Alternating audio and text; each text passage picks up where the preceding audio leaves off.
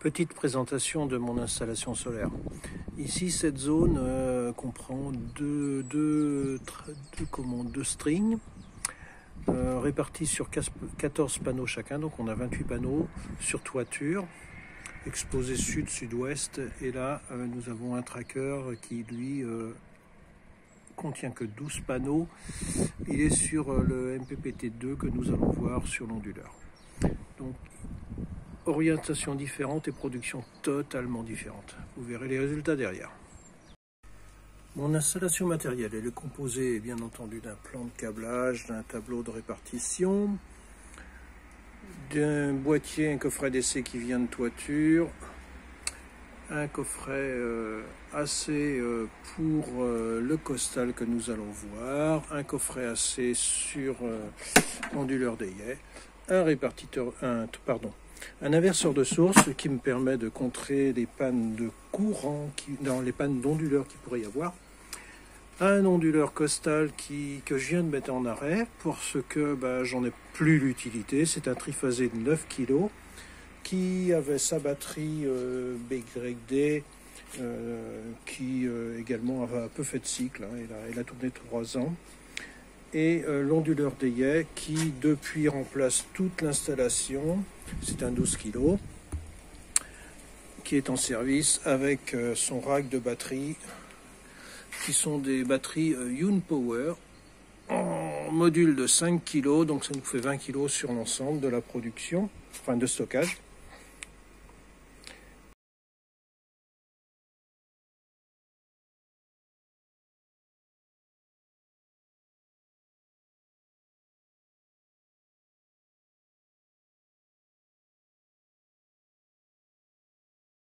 Le petit complément dans l'installation dont je n'avais pas parlé, effectivement, c'est la liaison terre-neutre.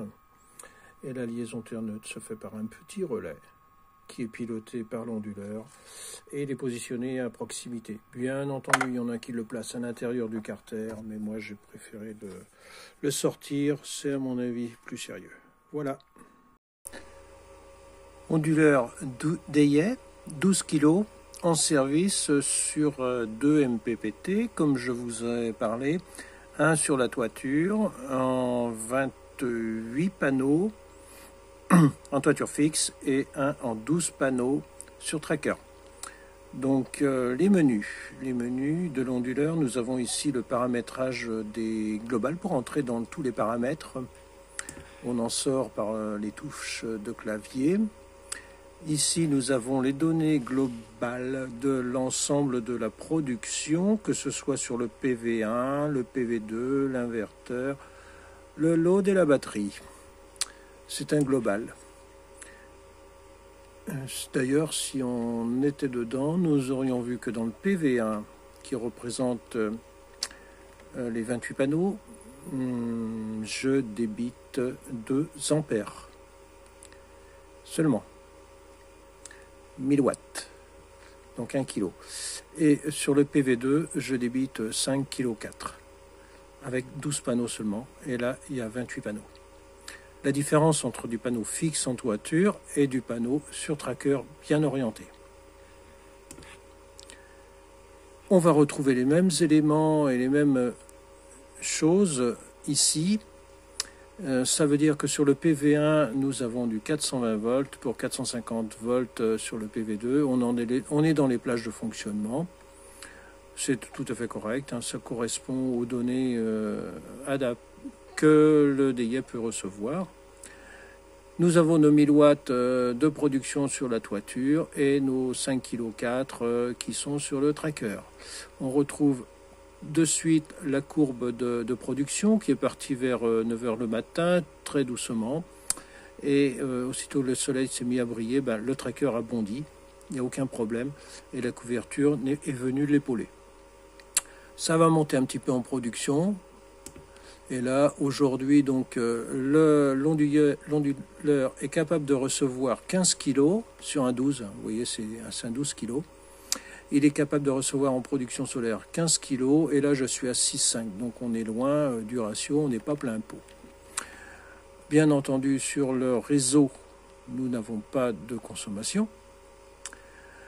La consommation ici, 3,7 kg, c'est la pompe à chaleur qui t'a tourné. Oui, je vérifie, c'est bien cela. La pompe à chaleur tourne, donc ça c'est ma consommation sur les triphasés. Donc j'ai 1 kg, c'est à peu près bien réparti d'ailleurs. Hein. J'ai 1,1 kg, 1,3 kg et 1,1 kg. L'énergie que nous avons bouffée dans la nuit.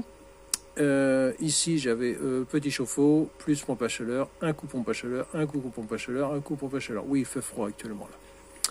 Le soleil brille, mais il fait froid. Et donc la batterie par elle-même, ça nous permet de vérifier sa liaison et sa charge. Donc aujourd'hui elle est à 43%, dans une heure et demie elle sera pleine à peu près. Elle se charge à 2,3 kg, sa température monte un petit peu. Et la liaison BMS, on ne peut pas voir plus que ça puisque nous sommes en BMS 00, donc sur l'interface dite Pilontech et sur le CAN bus. Non, le CAN bus ne peut pas nous donner plus d'éléments que ça, donc on n'a pas accès aux cellules. Pour accès aux cellules, il faut passer par le logiciel PC. Voilà la présentation globale de l'ensemble que je vous ai montré.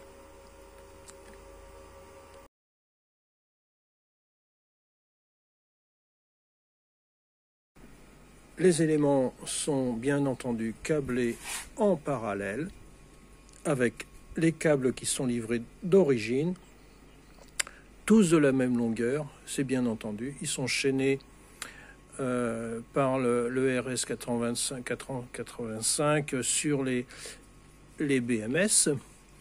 Là, c'est la batterie primaire qui repart en CAN bus en liaison sur le DIE, bien entendu. En répartition de puissance, nous avons nos 4 câbles d'alimentation de chaque batterie qui viennent sur un barbus qui ici est en cuivre, tout simplement une barrette cuivre sur le plus, sur le moins. Nous sommes en 25 carrés, là on est en 75 carrés, avec un fusible de protection 200 ampères qui correspond à la puissance que je peux absorber et produire. On repasse sur un interrupteur, un sectionneur général, on ressort en 75 carrés et on rentre dans l'onduleur. Donc la partie batterie, bien entendu, les 2 MPPT qui viennent de couverture, qui sont sur les 2 strings, qui viennent sur le MPPT numéro 1, et là le MPPT numéro 2 qui est le tracker. Ici, j'ai le load, le grid, pardon, le gen n'est pas raccordé, et le grid est présent ici. Ici, ça c'est la liaison data, données.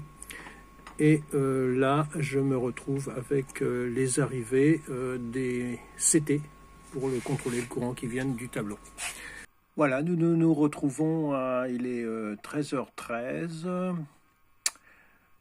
Et la production donne bien. Nous sommes à 11 kg de production. Et le stockage de la batterie est quasi plein, nous sommes à 95%. Je vais commencer à allumer quelques chauffages dans les parties chauffage et atelier. Un petit nuage qui passe devant vous. Vous l'avez vu tout de suite tomber. Et puis on va repasser voir dans les réglages ce que ça nous donne. Alors, en production nuageuse et couverte, on se retrouve avec pratiquement le même équilibre sur les panneaux solaires de toiture, sur les panneaux du tracker. Voilà, le nuage vient de passer et la production va monter. Là, c'est assez rapide. Les MPPT travaillent très très bien. Vraiment, c'est super. Là, je monte à 6 kg sur le tracker et on est à 5,5 sur la couverture. Donc là, 12 panneaux, on est à 6 kg. Et là, les 12 panneaux bien ensoleillés, et les 14 et 14, 28 panneaux, on est en dessous. On est toujours en dessous. Donc là, j'ai vraiment des nuages qui couvrent et qui montent et qui descendent. Vous les avez en temps réel. La courbe de production toujours présente. Elle grimpe toujours, elle grimpe toujours.